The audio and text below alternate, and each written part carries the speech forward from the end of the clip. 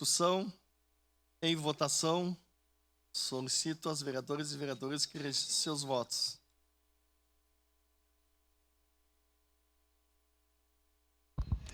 Voto favorável, senhor presidente.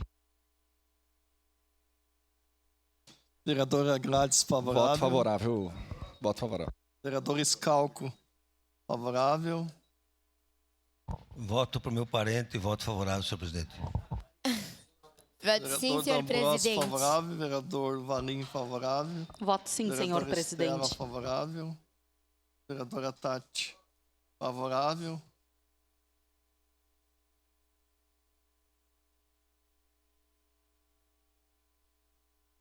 Você votou ou não? Votou? Tá. Encerrado o registro dos votos, é encerrada a votação.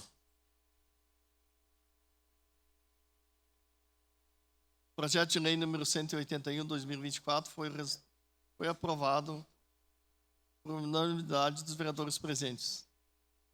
Em representação, vereadora Marisol Santos, vereador Adriano Bressan, vereador Lucas e vereador Fantinel.